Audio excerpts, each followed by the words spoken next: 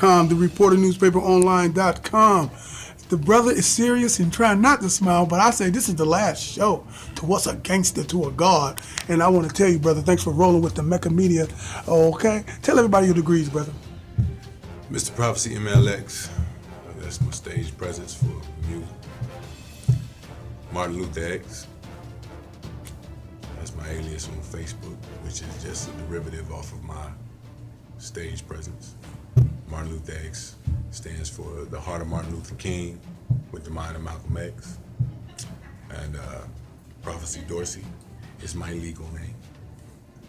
And that's it. Well, listen, man, check this out. Some people say you speak kind of soft until I start speaking. You're not soft at all. You just smiling like you're soft today for the first time. Listen, real quick, man. I said I appreciate you, man, but a lot of people don't know what to really appreciate you about. I'm going to tell you, man, you died once. I'm going to say that again. You died once, physically, a physical death. Physical death. And ain't afraid to die again. Some say some say you met the Most High. Yeah, that was a real experience with me at the age of 21. Speak on that, God. So, I died once, not afraid to die again, plus I met God. That's what today's What's a Gangster to a God topic is, because the reason for the fear of death is because most people don't really have a foundation of belief that allows them to see beyond death. Most people think that death is it, that there's no transition from this life to another life. I think that's a little insane because of the fact that there is no battery in my back. There's no electricity flowing from any current of a wire of any sort stuck in my body, leading from my body to any power source. But I'm power. I'm power, charged up all the time, walking around, speaking, thinking, whatever it is I'm doing. Well, one night that power got put out. I was in Atlanta, Georgia. ATL. And I was trying to, at that point I was trying to find myself, and I was still, in the grimy streets. And I was with some Virgin Islands and Jamaican dudes who were getting in extreme amounts of pounds of weed and some other things. Some other business. And, I've always been the type of dude, no matter where I go, I can get in where I fit in. And especially if I get around good energy people, I'm always going to be welcome in that circle. Now, unfortunately, everywhere I go, in any circle I enter in, I always attract a few snakes. Always. I must have some good grass because I literally keep some snakes in my grass and they love to be near me. So I must, have a scent about me that makes them want to bite. That being said, I was with a friend of mine named Judah. Now, what's unique about this is just how this whole thing went down.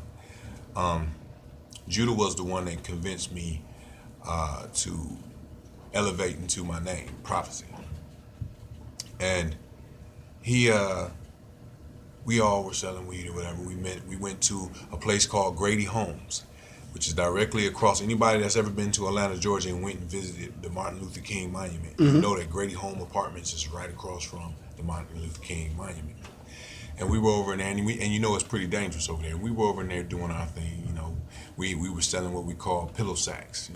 You remember the bags from the eye corner that you could stuff with weed, and literally they look like pillows by the time you finish stuffing them. So we called them pillow sacks.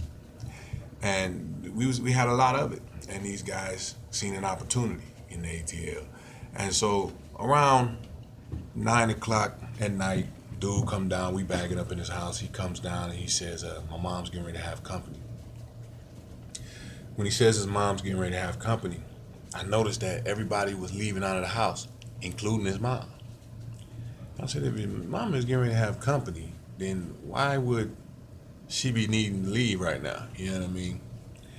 Well, when I thought about that, I thought about what happened earlier in the day, which I thought was a daydream. I ended up learning later on in life was a vision. But I daydreamed, or I thought I daydreamed at the time, of us getting robbed and me getting shot. And around the time that he said his mama was having company, I saw this again in my head, and I turned to my friend Judah and I said, Judah, what if this was a setup for us to get robbed? Now, in his classic Virgin Islands way, he said, nah, man, you don't know where I talk about. And this ain't no bad place like here, this here. And I'm like, what did you say? You sound just like one You of know, them. right. And I'm like, what did you Dang. just say to me? He said, man, you're tripping, man. Where I talk about? Me not really care about this here, you know. And I said, okay, fine, I accept that. So I felt like I was tripping. But the mama left. We come outside and sit on the porch. It's 8 dudes gathered on the side in a huddle, and 7 of them leave. One of them comes and stands in front of us, right in front of the porch. My dude is on the porch. I'm sitting in a chair that's right in front of the porch, but we sitting in like an L shape, from myself to the dude that's standing there to my guy, shaped the L. Now, mind you, back then I was real heavy in the martial arts and boxing, so I felt like I was invincible or whatever. Learned a real quick lesson. He took the gun out, pointed it to my man, and said, you know what it is, shouty, and was getting ready to blow his brains out. I always been the type of dude that I'll act before I think when it comes to a tragic situation that I might be able to save somebody from. I usually will throw my life on the line. So I stood up and I went to kick the dude, and when I went to kick him, he turned around and shot me. Bow! Now what he shot me with was a snub-nosed .357. Huge bullets. And when he shot me, it literally picked me up, like somebody picked me up in the air, and slammed me to the ground. Bow! Well, he stuck the gun in my mouth, and this was my first sign of whatever doubts that I had, if God existed or not. This was my first sign of not doubting that he existed anymore. He put the gun in my mouth. I knew it was still bullets in the gun, because I was there when he was loading it up in the house. Stuck the gun in my mouth, clicked it a couple more times, it didn't go off. And I'm begging this man, with a gun in my mouth, listen, man, I know I'm gonna die already. Let my face be noticeable. This is what I'm saying to this man. Let my face be noticeable. Let my people, have some dignity. I'm dying. I'm gonna die. Dude, shut the fuck up. He don't want to hear what I'm saying because it's messing with his conscience. But I'm dying. I'm not about to let you just do me dirty. You know what I mean? I'm already dead. Well, lo and behold, he leaves, and I lay there for about 45 minutes bleeding on the ground with a hole in me about this big. By the time the ambulance did get there, somehow I had got up and crawled across the street, and I knocked on a lady's door, and I asked her, I said, ma'am, I don't know if I'm dead or what, but if you don't call 911, I'm gonna die on your porch. She said, that was you that got shot across the street? I said, yeah. Now I got 15 people around me I don't know, and I don't know who done shot me. But I don't have no choice but to trust these people because I'm literally dying. And as the blood is leaving out of me, I can feel myself getting hotter and hotter, and I can feel myself starting to go in the shot. I can feel myself dying. The lady says, I said, can you dump some water on me? I'm getting too hot. She said, if I dump water on you, you're going to sure enough go in the shot. Her son didn't care about that. He went in the house, got some water, dumped it on me. Sure enough, I went in the shot. And while I'm going and sitting there, can barely breathe, police roll up, ambulance roll up, white cop and the black cop. The white cop looks at me and says, why were you shot? Were you selling drugs? I tell him immediately, I don't want to talk to him. The black cop looks at me and says, something strange. He said, we're going to save you tonight. Now, that ties in with what happened as my experience went on, but it was just strange that he used those words. Well, I got in the ambulance. I flatlined in the ambulance, and I remembered in the flatline, in the ambulance, I remember seeing them using defibrillators on my chest, because I'm looking down at this person who looks just like me, had dreads like me, and as I'm looking at this person, I see darkness beginning to swallow this person up, not realizing that the darkness is swallowing me, the me that is looking. And everybody talks about this light experience that they have, but I didn't have the light experience, not automatically. I had this experience of darkness, and I heard these sounds in it. I ain't never been afraid of nothing on earth, but I heard these sounds in it that had me mortified. And I knew whatever was in that darkness could devour my essence, whatever I was at the time, spirit, soul, whatever. And right when I knew it was happening, all of a sudden, boom, I was snatched into some light. When I got snatched into some light, I saw all of these silhouettes of these very tall beings. They were huge, but it was like I felt this comfort in their presence that made me feel unthreatened. And there was one that was bigger than all of them, and he walked up to me. And he spoke in a voice that sounded like somebody rubbing, you know how you can rub crystal and it make that sound? Word. That's how his voice sounded. And he spoke with a tongue that I didn't understand, but I understood it. So it was almost as if when he speaks, he can speak in any language while speaking in his language, but he can interpret his language to you, to your ears, to make you understand. And this being simply told me, you have purpose, you can't stay, you gotta go, but you will return. Touched me one time, and this is what I felt, as if the defibrillator had woke me up like that there, and I was in my body.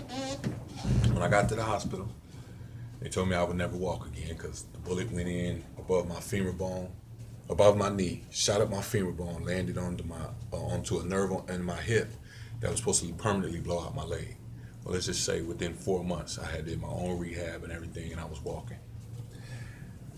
I stopped being worried about death and things like that because I've always wanted to get back to this place.